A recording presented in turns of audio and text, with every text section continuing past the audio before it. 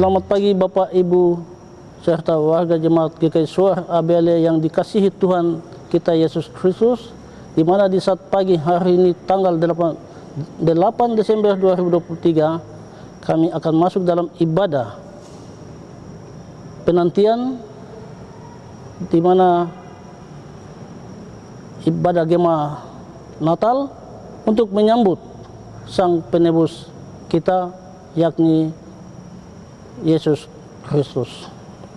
Pertolongan dalam ibadah kita terjadi dalam nama Bapa, Anak, dan Roh Kudus. Amin. Kami masuk dalam doa pembacaan firman Tuhan, di mana kami ambil di dalam kitab Daniel pasal 7 ayat 24. Oleh sebab itu, saya mengundang Bapak Ibu sekalian untuk kita tunduk kepala. Mari kita berdoa. Tuhan Allah Bapa kami yang ada di dalam kerajaan surga, Tuhan yang kami sapa melalui Putra-Mu Yesus Kristus, Tuhan dan Juru Selamat kami. Tuhan, terima kasih di saat pagi ini hamba-Mu datang di hadirat-Mu untuk menyampaikan firman-Mu bagi kami sekalian. Tuhan, terima kasih Engkau sudah menjaga kami di saat malam tidur kami, dan Engkau sudah bangunkan kami di pagi yang indah ini untuk dapat beraktivitas. Oleh sebab itu Tuhan, sebelum kami membuka firman-Mu, Tuhan, Engkau mau datang, suci dan kuduskanlah hati dan pikiran kami, supaya kami benar-benar menyampaikan isi firman-Mu kepada sesama kami, jalan seturut dengan kehendak-Mu. Terima kasih Bapa. Inilah doa dan permohonan kami, hanya melalui Putra-Mu Yesus Kristus, Tuhan dan Juru Selamat kami. Kami sudah berdoa kepada Allah Bapa di dalam kerajaan surga. Haleluya, amin. Bapak Ibu yang terkasih di dalam Tuhan kita Yesus Kristus, kita akan membaca firman Tuhan di dalam Daniel pasal 7 ayat yang ke-24, di mana dengan perikop keempat binatang dan anak manusia.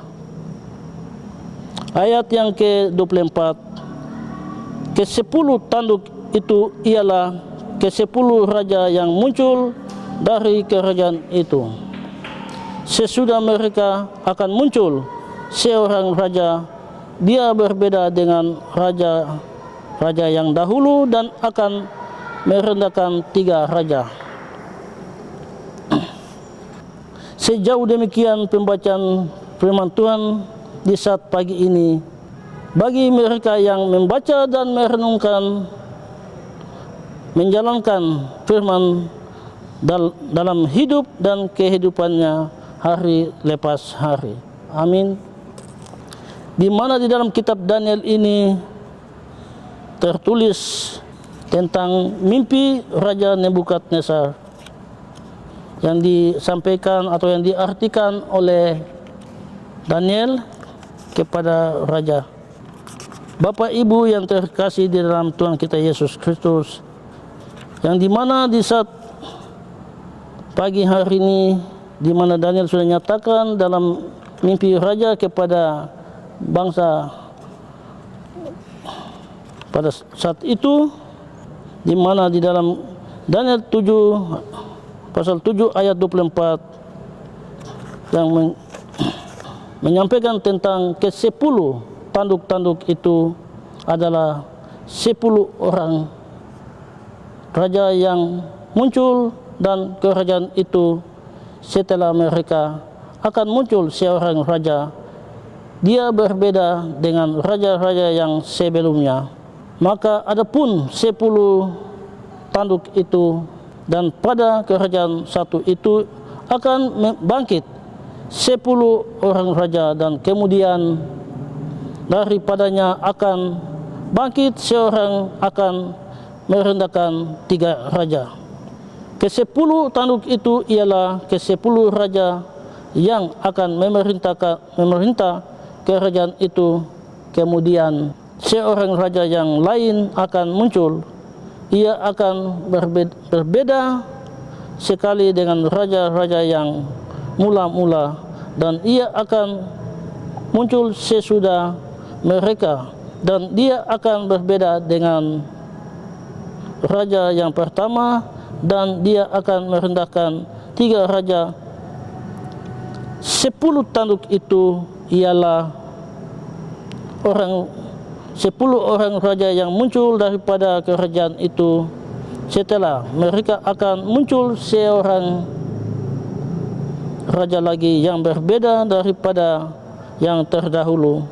Dia akan mengaibkan 3 raja, orang-orang raja itu. Kita bisa lihat di dalam Wahyu, kitab Wahyu pasal 12 ayat 1 sampai dengan ayat yang ke-6. Di sana juga menceritakan tentang mahkota, 10 mahkota di kepala naga. Ia akan mengucapkan perkataan yang menentang yang maha tinggi, dan akan menganiaya orang-orang kudus milik yang maha tinggi. Ia berusaha untuk mengubah waktu dan hukum, dan mereka akan diserahkan ke dalam tangannya selama 1 masa dan 2 masa dan setengah masa. Firman Tuhan ini dapat untuk kita renungkan bersama-sama di dalam hidup dan kehidupan kita, di mana seperti Daniel menyampaikan kepada sang raja. Oleh sebab itu firman ini dapat mengingatkan kita kepada Tuhan.